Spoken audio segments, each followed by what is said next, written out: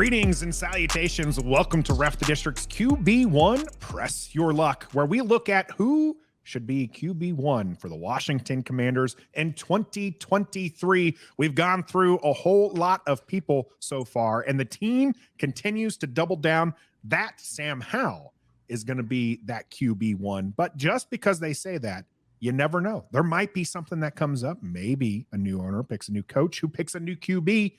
And that's why we're going through this list. Get our thoughts down on who's going to be QB1. Let us know in the comment section who you think QB1 should be, even if it's Sam Howell.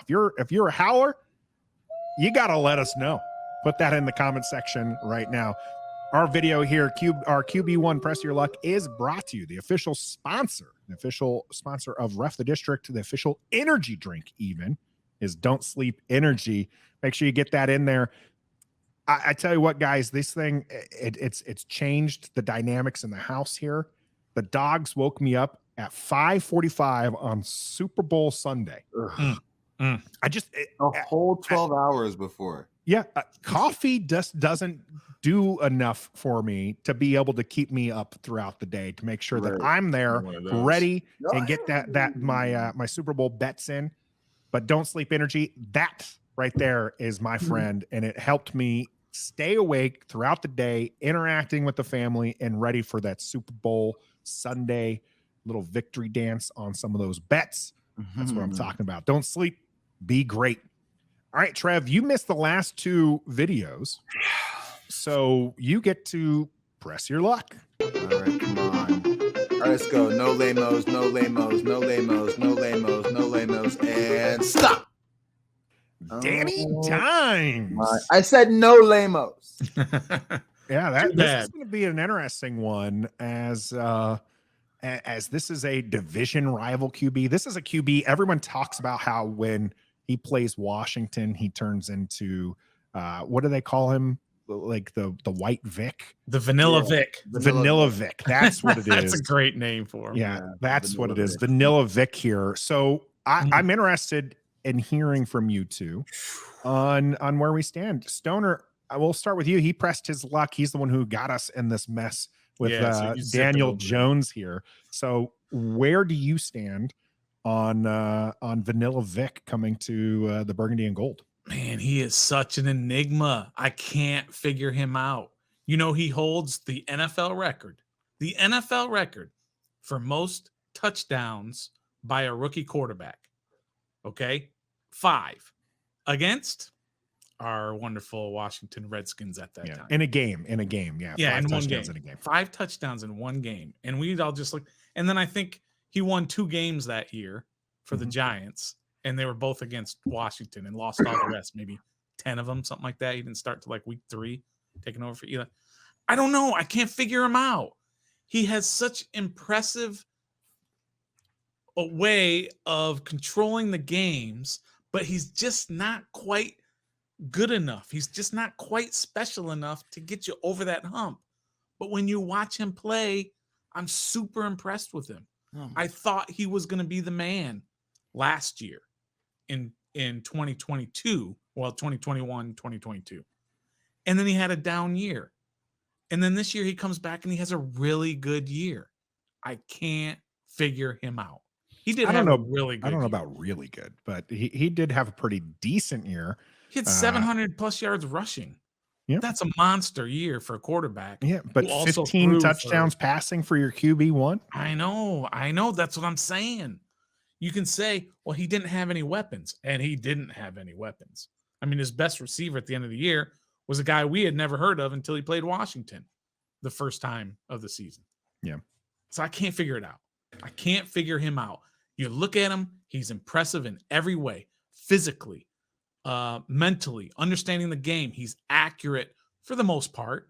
He's 67 completion this year. Accurate. He's got a rocket arm. He's got legs. You know what I mean? I don't know. I just don't know how to figure him out. Well, Trev, you called him a lame-o after you ended up pressing your luck into him. Yeah. Why is he a lame-o? Because after this season, he's been a lame-o his whole entire career until he got a new coaching staff. And maybe that's all it takes. But I don't want any retread division quarterbacks unless they were, and I'm going to put his name out there, even though he was a dud, Carson Wentz MVP caliber type when he was playing for our NFC East opponents. I don't, you know what I mean? So like this, he threw 15 You're touchdowns. done with the Donovan McNabbs. I'm done with the Donovan McNabbs, the Alex Smiths, like all these great guys. I'm not sold as much as S. Stoner is. He had a decent year, but 15 touchdowns, like did Justin Fields have, how many touchdowns did Justin Fields have passing for I Chicago? don't remember, but it was more than that. And he had about the same amount of weapons as Daniel Jones had too. So it's like that's just he doesn't wow me. Is it possible? You talked about the coaching, right? He finally got good coaching. Well, that coaching is going to be there again this year. They're obviously going to upgrade their weapons because that's going to be their number one priority. They made the playoffs with him. Yeah. Okay. So is it not possible that his career is on an upwards trajectory? A lot of people were saying with the new coaching staff that Daniel Jones could make that Josh Allen type leap. I mean, how scary would that be if he stays in with New York and becomes Josh Allen? He's not. He ain't hurling over nobody. He ain't running nobody over. He ain't throwing for daggone near 4,000 yards. And this is the guy who tripped up on like an 80-yard sure touchdown. Let's not forget he was Mr. Interception before this season. So like I'm not just putting all my cards in after one good year because look what we did. We've been doing that for 30 years with quarterbacks. They have great years somewhere else. They come here and they stink. Yeah. So I'll pass. I mean, I think Stoner kind of nails it with being an enigma, right? Like, because this is a guy who, if you would have told me prior to this season that he could be in Washington, I would have said absolutely not. Like, he just didn't really wow me. I've routinely kind of been down on him when we're playing the Giants. Everyone's calling him Vanilla Vic, and I'm like, he's just not that good, guys. He might be good against us, but and even then, he wasn't really that great. He's had a couple of good games against Washington. But he just happened to win the games against Washington. Trev, you're absolutely right, by the way. Justin Fields, 17 touchdown passes. And here you have a much more polished passer who's only getting 15. QBR of 60, though. That one, that's pretty good, right? Yeah, that's really good. When I made my list, I was going off of certain criteria, and Daniel Jones, just mentally, I had in my head, no, I don't want this guy. So that's where he ended up on my list, was like, I just had this like Daniel Jones initial thought. And then as I started kind of looking at them further after making the list, I realized actually I would put him higher if he wouldn't cost what he's going to cost. Like, the problem now is like this, he is going to cost a pretty penny.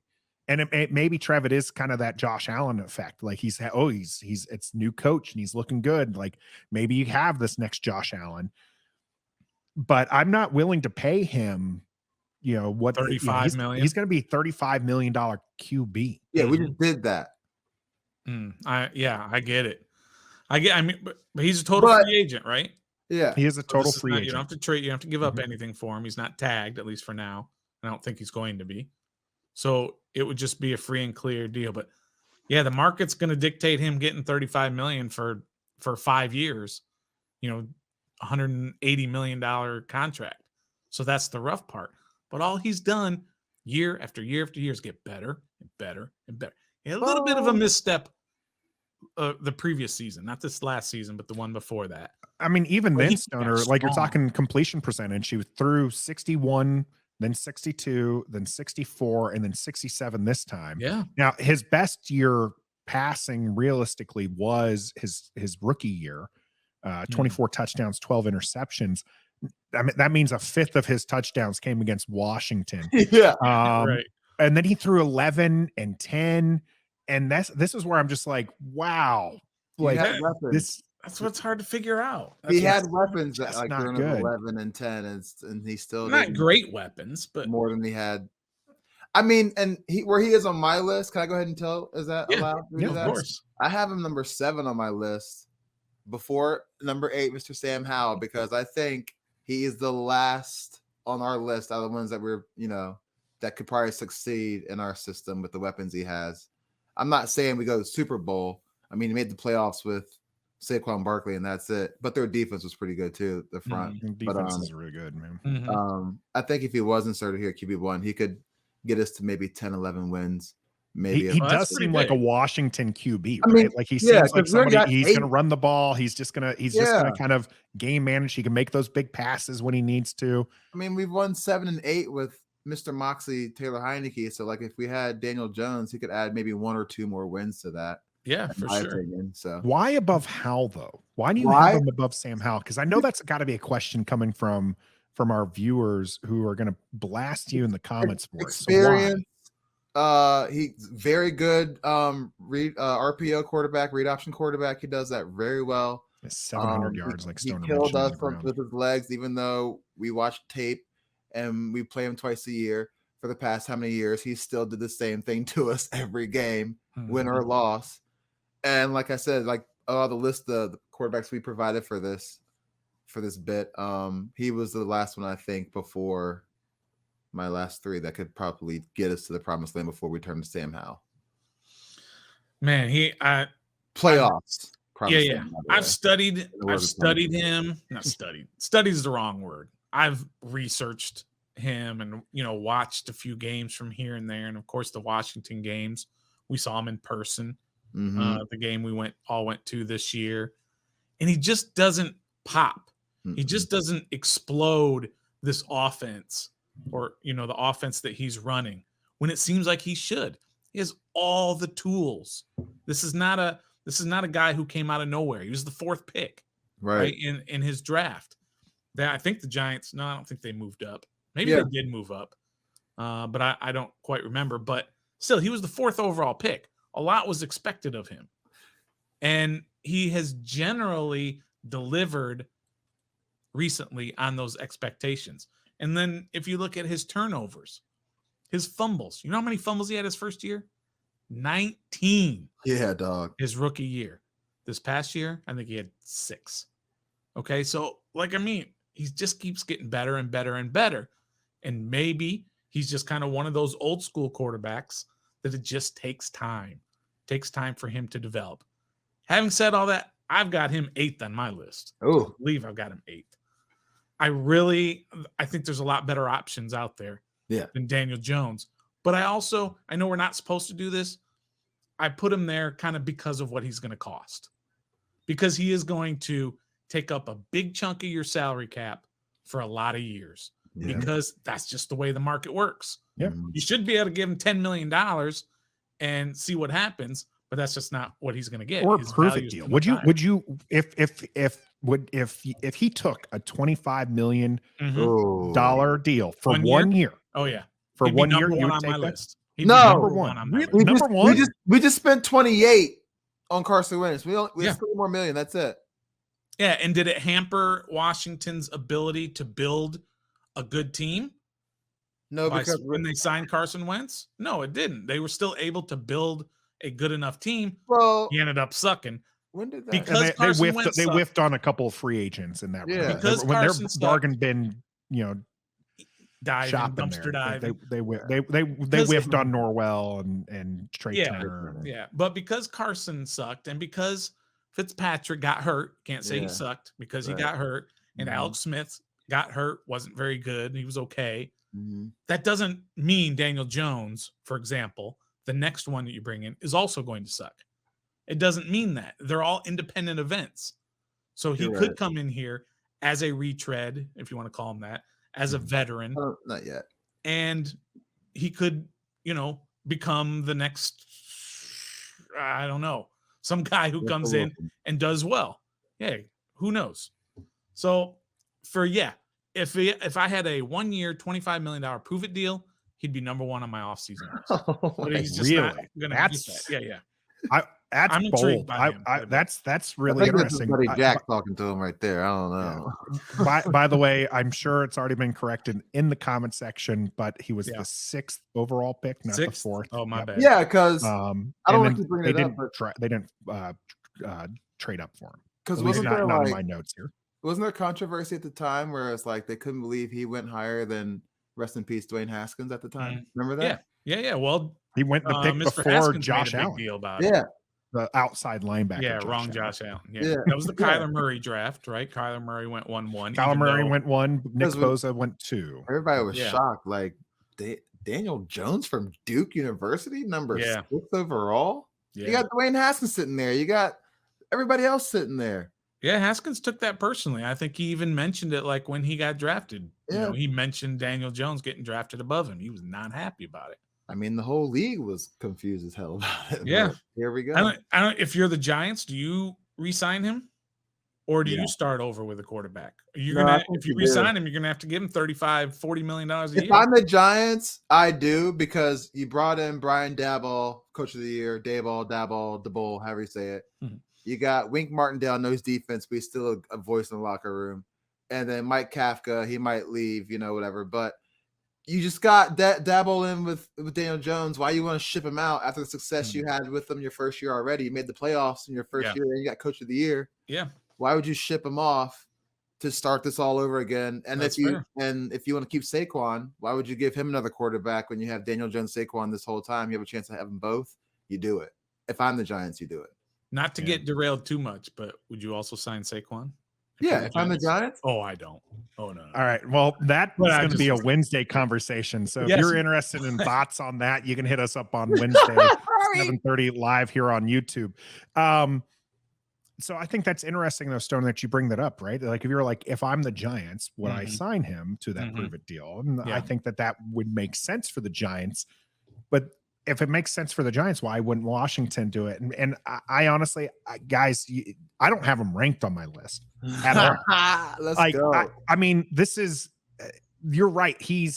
There's some intrigue there, and you want to see him. Well, we don't want to see him be successful, at least not against us. Right. But you want to see him make that next jump, right? Like as a QB. And I just don't think moving to Washington is where he's going to make that jump. I think if he makes that jump, it's with the Giants or it's not at all. Like I don't think there's anything. And that's why I don't have him ranked. I don't have him ranked because he's going to cost. I know, kind of like Stoner said, you're not really supposed to look at how much it's going to cost, because if he's going to be QB1, if you want him, you do whatever it takes to get him. And that's one of those things that we've kind of kept true in this. But I just don't think that this is I don't think he's making that jump with this team. Oh yeah. I think if he makes the jump, it's with the Giants. If he leaves the Giants, if the Giants don't want to sign him, that's a big telltale sign. Like, they know that he's not the guy. Or is he not? Is he not the guy, or is he too expensive of a guy? I think that if they don't care if he's the guy, they will pay him. They will pay him more than $35 million. Unless you're Baltimore. So yeah, Baltimore's. I don't know what they're doing with Lamar Jackson. I don't know. That's a whole nother conversation there entirely. So I don't have him ranked. The guy, like, he does some things well that you are like, yes, and you want to see him make the jump, but I just don't think that's going to happen. And I just can't justify spending $25-35 million on a guy who's throwing 15 touchdown passes. Yeah. That's what that's leads me fair. back to my first saying. Like, I know Carson Wentz was a dud, but he was an MVP candidate at one point in his NFL career. Daniel Jones has never been that. So, and just last year he threw 27 touchdowns. Carson Wentz did. Yeah, exactly. As opposed to Daniel Jones, who last year threw 12 touchdowns last year, right? Threw 15 touchdowns, 5 Last year. interceptions, and the year before he threw for 10, and then 11 the year before that. So like 15 is more in line with where he's going than anything else. So yeah. He did add 7 touchdowns on the ground, so it was 22 touchdowns overall. But and that's a factor. Let's just not ignore the rushing factor, the 700 yards running for a quarterback. And we saw it again, time and time again against Washington, where not on planned runs, just his ability to get out of the pocket and get downfield and get crucial first downs with his legs. Yeah. That's the kind of quarterback I want on my team. He's a really type of quarterback. I'll get. He's a very good third down quarterback. Maybe just bring him in on third downs, pay him $38 million, and just bring him in on third downs. I think he's a really. I'm gonna have to look that one up. I'm not gonna do it right now, but I'm very interested to see his third down stats. I mean, at least. We're interested in what you think about Daniel Jones, go ahead and put that in the comment section. Does he make your top 10 list? We know Sam Howell's your guy. You've been telling us that left and right. Get a little Howell in action in there for you. But when you look at other QBs, who would make your QB1 list? Does Daniel Jones crack it? I'm really interested in hearing what Authentic from Authentic in the Beard has to say on this one. We'll have to get his thoughts at some point. But until next time, Vanilla Vic. be a fan. Hey, thanks for watching us here on Ref the District. While you're at it, don't forget to subscribe to the channel. Check out one of these other videos here as well. We create lots of great content. Of course, we're live every Wednesday at 7:30. Things get pretty heated there as well. Until next time, be a fan.